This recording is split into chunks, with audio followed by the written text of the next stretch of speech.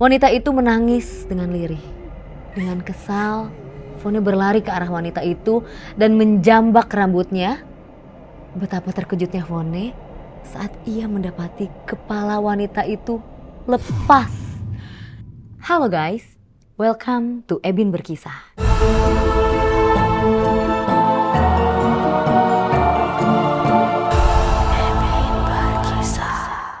Hari ini aku mau bacain lagi cerita mistis lainnya seputar dunia musik. Nah, udah ada lagi nih cerita yang masuk ke email aku. Yuk kita cek. Oke, cerita kali ini dikirim oleh Fone. Halo Ebin, perkenalkan saya Fone. Saya mau menceritakan pengalaman misterius selama saya menjadi penyiar radio di kampus dulu. Oke, mari kita baca bareng-bareng ya guys ceritanya.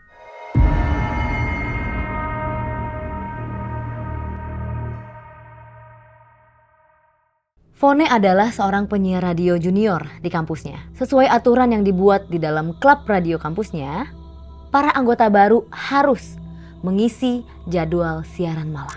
Salah satu program siaran malam radio kampusnya adalah program curhat sambil mengirimkan request lagu. Ada hal yang mengganggu Fone. Sebelum siaran, para senior memberitahu jika biasanya yang siaran malam akan diganggu oleh sosok hantu bernama Maya. Fone tahu betul jika itu hanya akal-akalan seniornya aja untuk bikin dia takut. Anak baru, ya kan?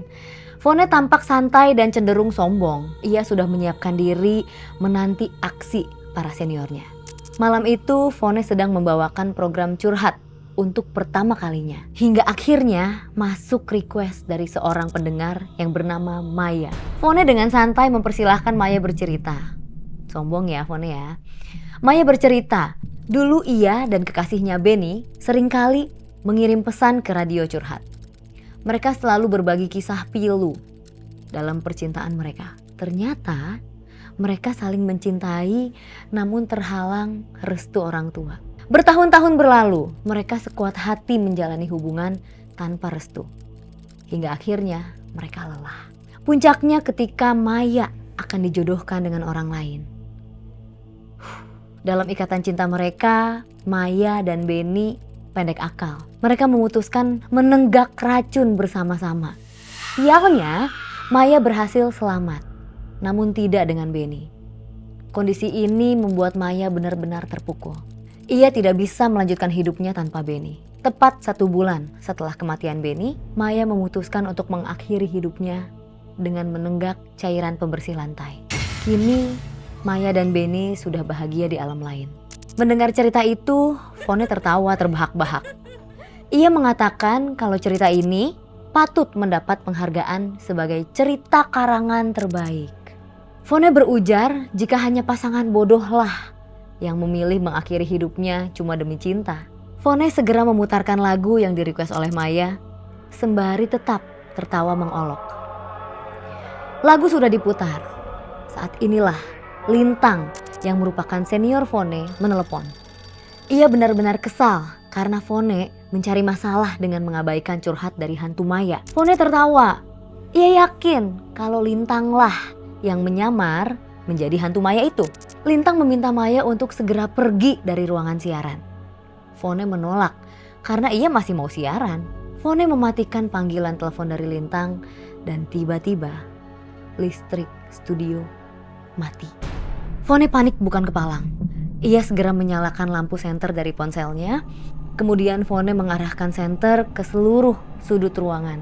Tiba-tiba terdengar suara tangisan lirih dari seorang perempuan yang gak tahu dari mana. Fone masih mencoba untuk memberanikan diri. Ia berteriak kalau ini tidak lucu. Ia meminta Lintang dan senior lain untuk keluar karena dia pikir itu adalah perbuatan seniornya. Tiba-tiba seorang wanita berambut panjang duduk di sofa studio. Wanita itu menangis dengan lirih. Dengan kesal, Fone berlari ke arah wanita itu dan menjambak rambutnya. Betapa terkejutnya Fone saat ia mendapati kepala wanita itu lepas.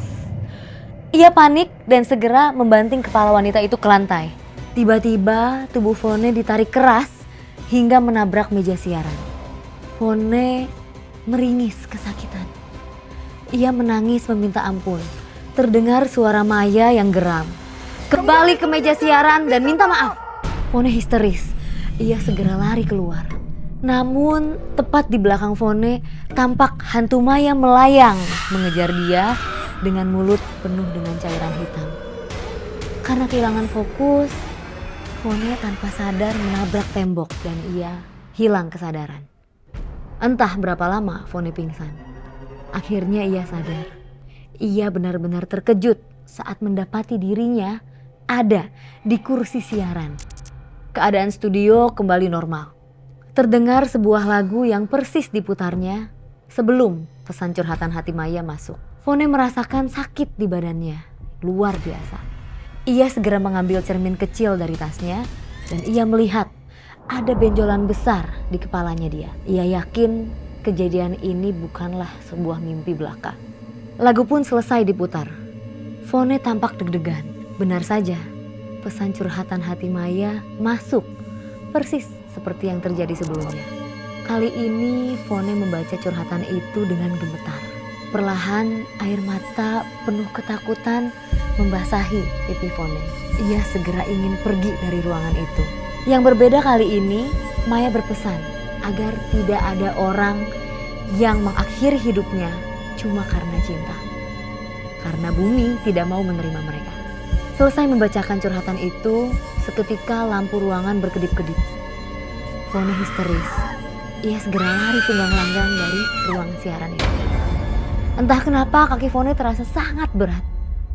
Ia terus menangis dan meminta ampun. Beruntung, tepat di depan studio ada Lintang yang tampak khawatir. Fone meminta tolong kepada Lintang agar segera membawanya pergi. Sesegera mungkin mereka berdua pergi meninggalkan studio. Sesampainya di kosan Fone, mereka berdua segera masuk ke dalam dan mengunci pintu rapat-rapat. Fone menceritakan semua kisah mengerikan yang tadi ia alami. Lintang bercerita tentang siapa sosok Maya itu. Jadi dulu saat radio kampus baru didirikan, ada seorang penyiar muda, cantik, bernama Maya yang berpacaran dengan senior bernama Benny. Namun karena perbedaan strata ekonomi, cinta mereka pun tidak direstui oleh orang tua Maya. Karena merasa sedih, Maya mendapatkan ide untuk membuat program malam khusus curhatan orang-orang yang bernasib sama seperti mereka. Acara itu ramai diminati pendengar di kampus. Namun semua berubah saat upaya mengakhiri hidup Maya gagal dan ia malah kehilangan Benny untuk selamanya. Maya pun jadi uring-uringan dan kerap histeris sendiri. Siarannya mulai sepi pendengar. Ia terpaksa diberhentikan sebagai penyiar kampus. Orang tua Benny pun menyalahkan Maya sebagai pembunuh anaknya. Tak kuasa menahan depresi, ia akhirnya mengakhiri hidup.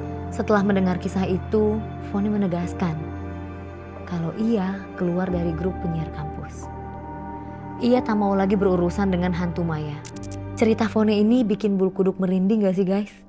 Nah, keabsahan cerita dari Ebin berkisah hanya pengirim yang tahu ya guys. Begitupun juga dengan kisah dari Fone tadi.